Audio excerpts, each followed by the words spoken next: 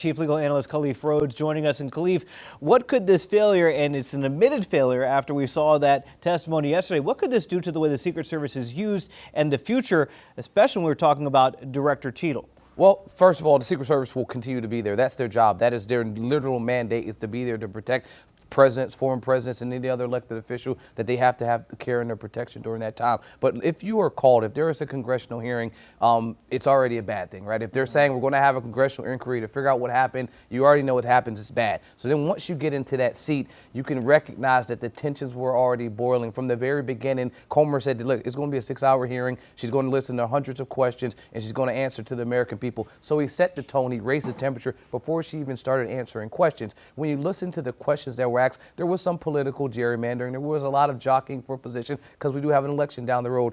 But at the very minimum, it seemed to unite both parties that both parties want her removed. And so I'm not a fortune teller, but it seems like the writing is on the wall that she will no longer be in that position if the cries continue to come out, as they will, from both parties, that she needs to step down. Because if she's, in her own words, epic failure, colossal failure, anytime there's a failure, there needs to be a fall person. And she seems like that's the ideal person to fall. Most things fall from the top. She's at the top.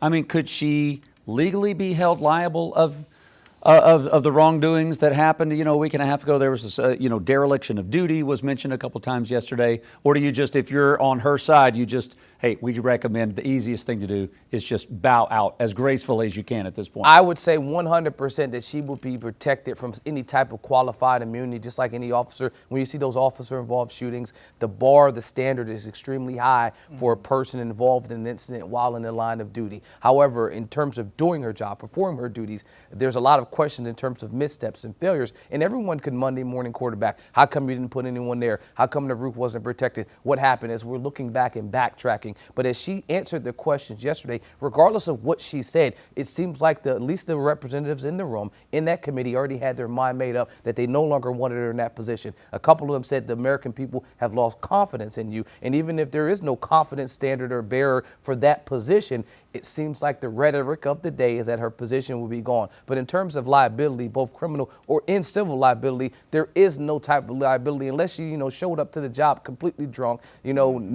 took everyone off the detail, right, made some intended effort to ensure that there was a successful assassination, and there's no indication of that. What there was an indication that there was a number of missteps, things that should have happened that didn't happen, things that were overlooked that should not have been overlooked, and those are problematic. And again, that's, did you do your job properly versus did you fail to do your job? Real quick, Khalif, if there is no worry about liability there, then why the vagueness? Is it just waiting for the report to come out? You don't want to say too much? I think most of the people that are there are always attempting, when you're in those processes, to answer questions to ensure that you don't tie into some narrative. There were questions about gun control, because there's so many AR-15s out there. Do you think that made your job easy or hard? And she gave an answer that was, boilerplate, and there was frustration. They asked questions about, the process. Did you guys, do a sweep like you needed to? Did you deny funding? How'd you get your job? This is a career veteran, someone that's been there 27 plus years, worked her way through the ranks, and now she's having to defend how she got her job. And so everything is on the table. The vagueness is, I'm trying to just protect my career. I want to ensure after this hearing,